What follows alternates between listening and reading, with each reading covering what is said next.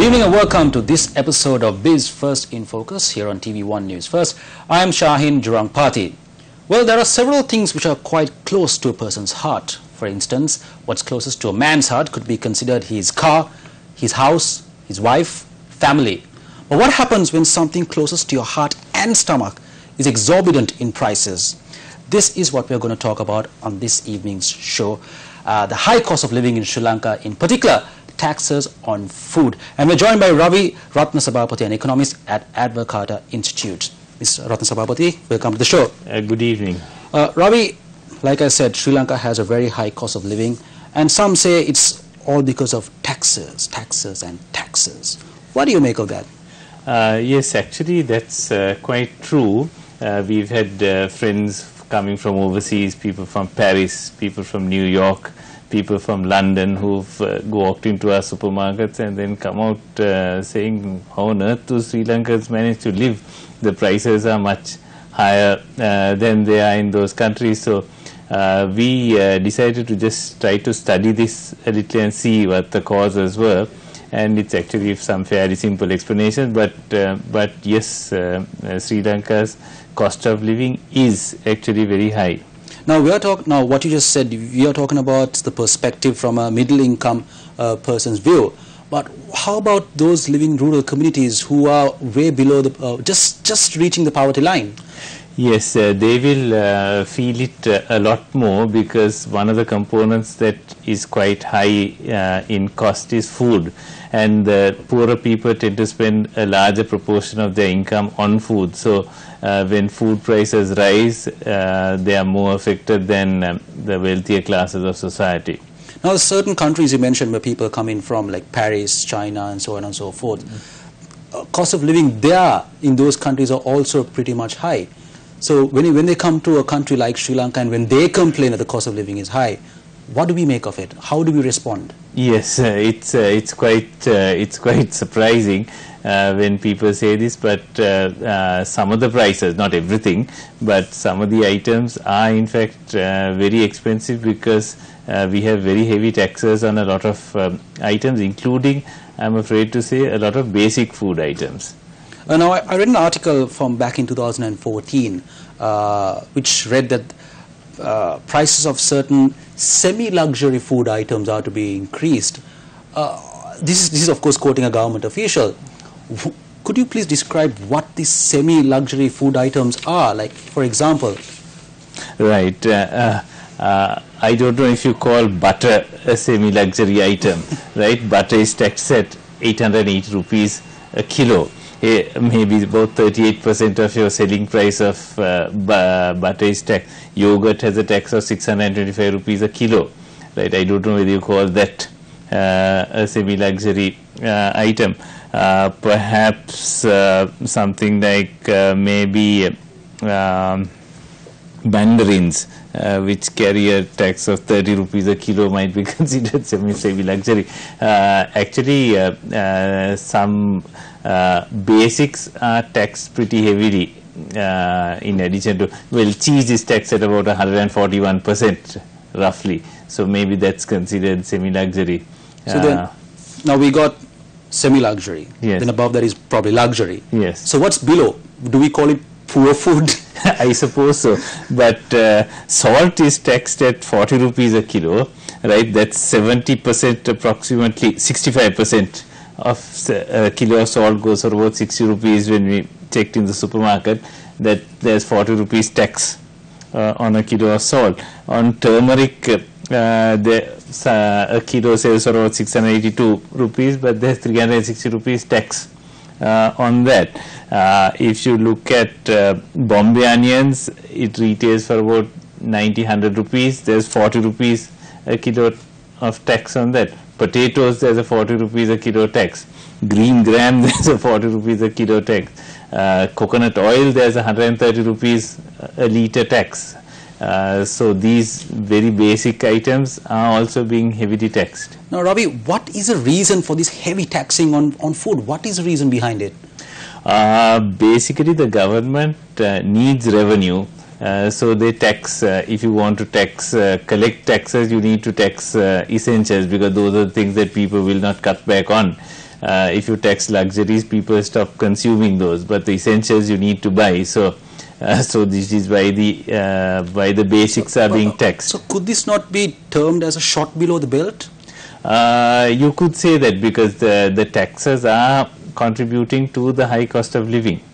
Because while the government focuses so much on taxing, like you said, essential items because people cannot cut back on them, what about the super luxury things in Sri Lanka, like luxury cars, luxury mansions, so on and so forth? Are those being taxed accordingly, in the proper manner? Those are also very highly taxed as well, but the basics are a real concern. So if the government exempts taxes on such essential goods and brings them down, how else can the government bring in revenue to the country? The one possibility is that if you bring your tax rates down to a low flat rate, which some countries have done, you can collect more because your volumes, one is the smugglers who may be smuggling in items and not paying tax. There are people who may not be declaring tax or evading tax in some form. Those people would more readily fall into the net. And secondly, the consumption may also increase. So on the volume you can make it up. So that's one way of going about it. For example, if you reduce the taxes on alcohol, the legal alcohol market can grow. So people may consume a little bit more, but a lot of thing that's on the black market might come back into the legal net. So on volume you can make it up. So there are more basic items in Sri Lanka, like rice perhaps. There was huge controversy in the recent past in terms of how to protect the local farmer and the consumer. So how can the government focus on balancing both sides? On rice there was a big tax. It was about 50 rupees a kilo, but due to the drought they have now reduced it, and you would see they've abolished the tax completely, because and they've asked people to import rice direct free of tax. So you will see the rice prices coming down a little, but yes, the argument of protecting the farmer, there's probably about 1.2 million farming families, maybe about 5 million people in total who are classified as farmers or in agriculture, but you have another 15-16 million people who are not in that in agriculture, who are consumers.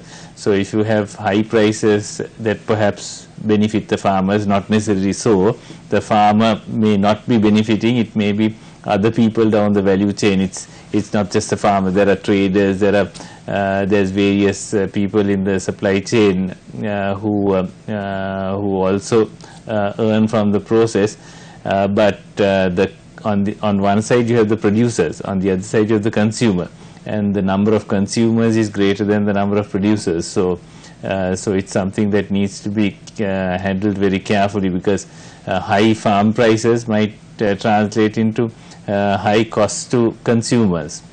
Ravina, if you go to an ordinary weekly fair in your neighborhood, you talk to a local trader there and ask him, how is your business doing?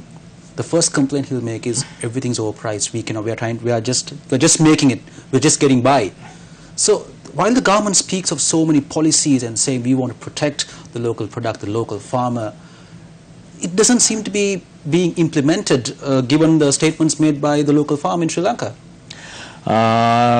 Right, there are price controls that the government claims to, or the government has in fact imposed, which is apparently supposed to bring down the cost of living, but those price controls are imposed on sometimes the very items on which the taxes are also being levied. So on one hand you have the government imposing taxes that push up the prices of goods, and then telling people the cost of living is too high, let's impose price controls to make sure that the prices don't go up. So it doesn't really make sense in that way. I think if the government reduces its interference in the markets, both in terms of tax and in terms of price controls, we might find that a more stable situation developing.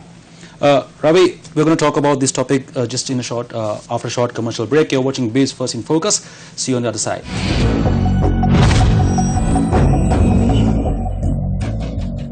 Hello, welcome back to Biz First in Focus. We are in discussion with economist at Advocate Institute, Ravi Ratnasabapathy, on taxes on food and the high cost of living in Sri Lanka. Ravi, we left off saying government interference is causing an issue in terms of taxes on food. So what has Advocate, your institute, done? What is the extensive work that you all have done on food taxing? Tell our viewers how much it costs to bake a cake, because like you said, butter, cheese, these are semi-luxury food items. Right. We actually did an exercise of trying to make a butter cake, and we found that about 35% or about a third of the cake is actually being eaten by the government. So essentially have the cake and eat the cake. Yes, or rather have the cake and somebody else eats a large part, about a third of it. Now you spoke about a general butter cake. Now, what if you bake an icing cake? What would be the cost that the government would get there? This cake actually had icing on it, and it was about a third that the government was taking. But if the recipe is there, we just did it as a little exercise to illustrate some of the in a simple way for people to understand just how much the government actually takes from you. Now, if we go back to this question of comparative food prices and government policy, if you look at chicken, you will be surprised to know that chicken is actually cheaper in the retail shops in Singapore than it is in Colombo. You have to mention the fact that Singapore is also a country which some people say has a massive cost of living itself. Yes, and a kilo of chicken from Fair Price, which is a big supermarket chain there, costs $2.85, which works out about 412 rupees here. In Sri Lanka, chicken retails for 425 rupees a kilo for the whole chicken. I took that from the website of a popular supplier here.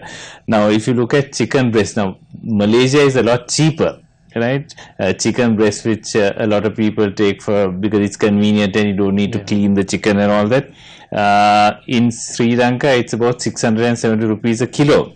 But from Tesco's in Malaysia, you can buy it for 470 rupees, right? Very significantly cheaper, almost 50% cheaper than Sri Lanka. If you look at wheat flour, that's we talked about rice earlier, and the fact that the government, when we retail at 90 rupees or 100 rupees a kilo, there was 50 rupees tax on that, on any imported rice. The second most important cereal is wheat. We eat a lot of bread, buns. In Malaysia, a kilo of wheat flour will cost you 49 rupees. In Sri Lanka, it retails for 92 rupees. Now, the reason for that is that there's a massive tax, 85% tax on wheat flour imports. Wheat grain is taxed at a much lower rate, at 23% or so, but what the differential basically is retained by the millers, not so they make a large, what is called economic rent. The anomalies in the tax system allow certain businesses to profit enormously from these taxes.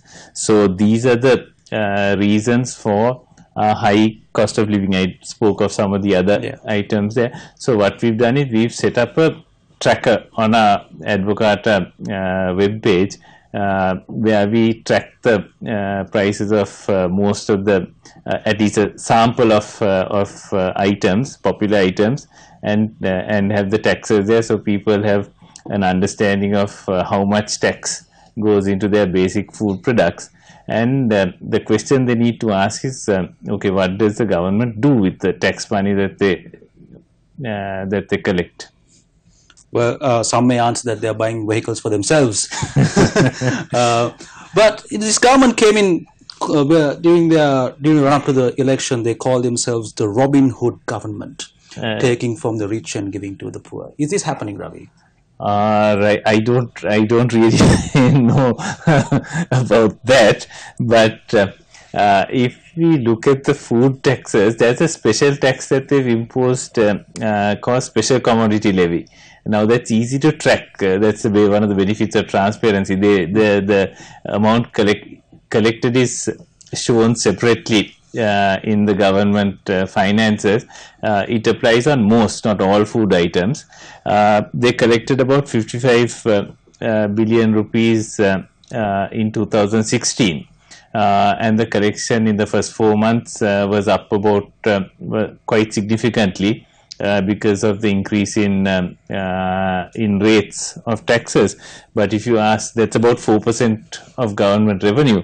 But if you ask what they did with it, by coincidence, the losses in the big state enterprises, the 55 strategically important enterprises, they managed to lose 54 billion rupees last year. So basically all the taxes you imposed on food got eaten up by losses in state enterprises.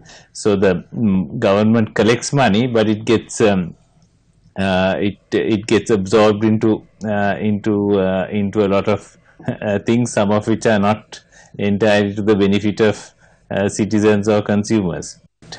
So you're saying that the government does not give its proper return for the taxpayers' money? Yes.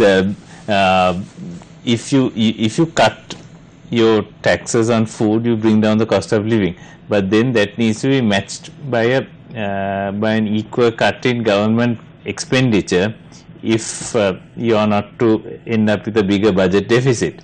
Right now, the question is, where do you cut? Okay, one area is this state-owned enterprises, because we've by coincidence the amount of tax collected from special commodity levy is almost exactly equal to the losses amongst the big SOE. So that's a nice comparison to do. So if you don't have those enterprises, then you need not have lost that or spent that money, and that money could have been returned to consumers in the form of lower food prices.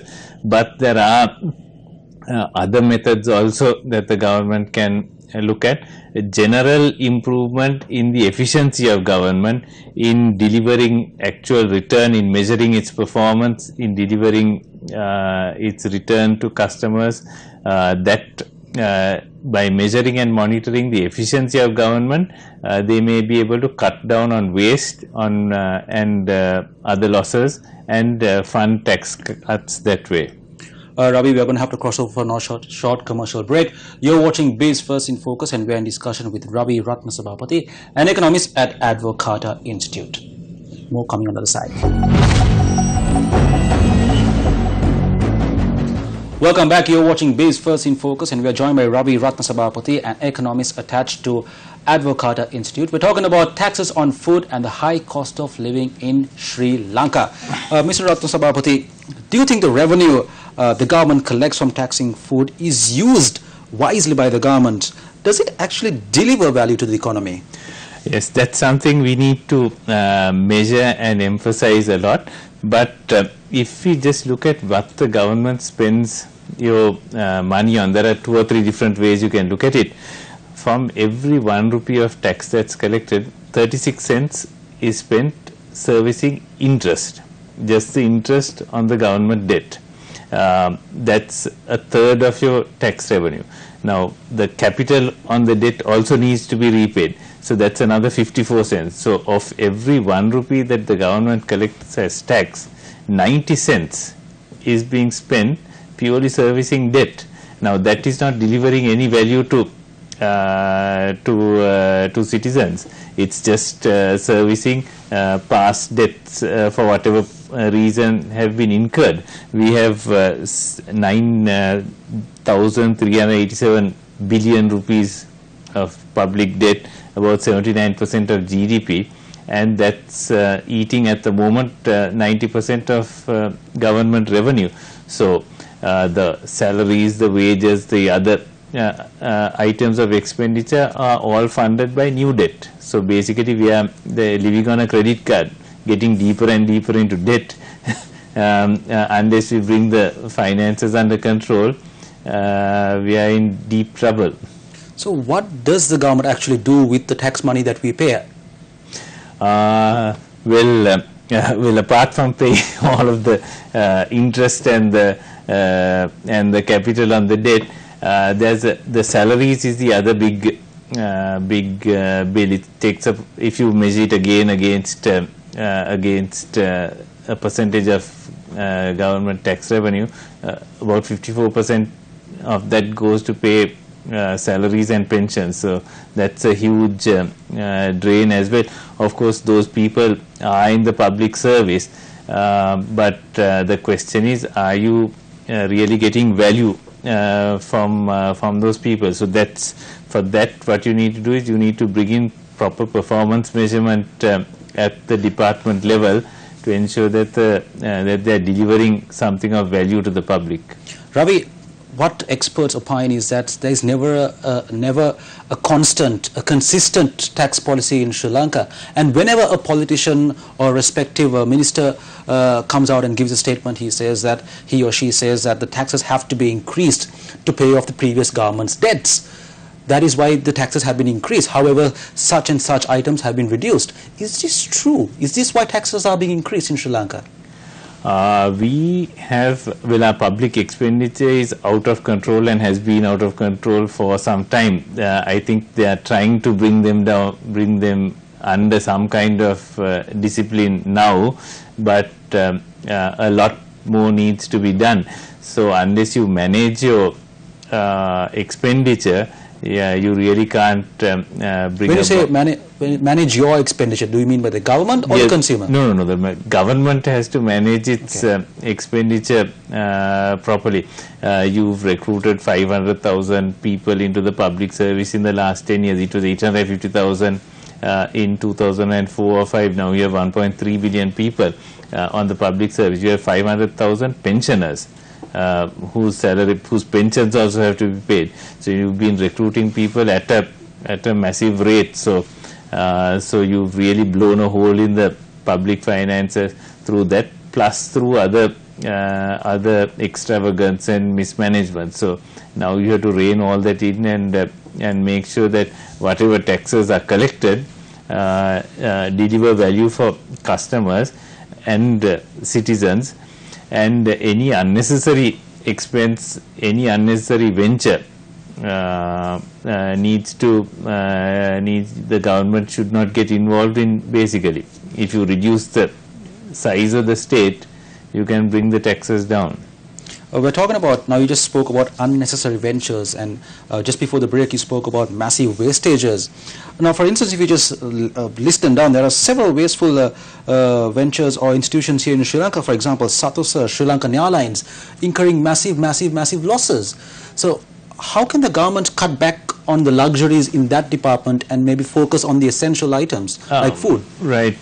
Now the rationale for having Satosa was perhaps that you need to have a retail chain to distribute products, but we have perfectly good supermarket chains in the private sector that are doing a very good job. There's enough small shops and kades all over the place. You don't really need a government chain of supermarkets, which is actually subsidized, because in order to try to balance the books of Satosa, which has been losing money continuously, has not submitted an annual report to Parliament since 2011. There is no point running ventures like this when the private sector is perfectly capable of providing everything that the government needs. For example, there was a loss of 15 billion rupees that the Auditor General highlighted in a report on rice imports at Satosa. Now that's as big as the loss in the bond scam, but people haven't really picked up on that. So now 54 billion rupees was what we collected in special commodity levy taxing food last year. 15 billion was the loss on rice imports in 2000. It was 14-15, I think, that thing happened. There was a recent report in the press about a 21 million or 23 million monthly rent being paid for a building that the Agriculture Ministry has rented but is not even occupying.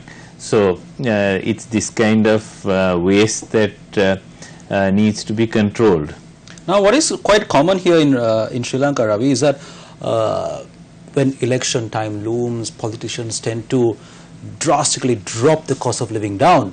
But then again, once they perhaps win the election, it comes back to normal.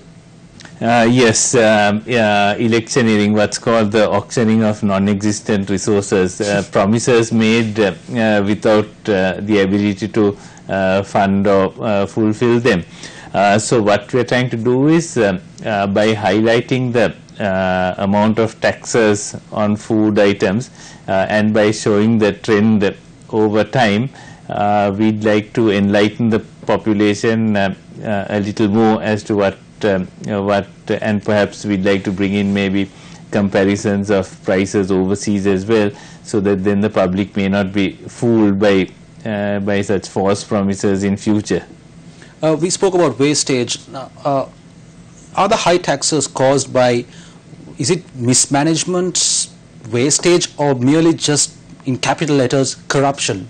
All of the above, I would say.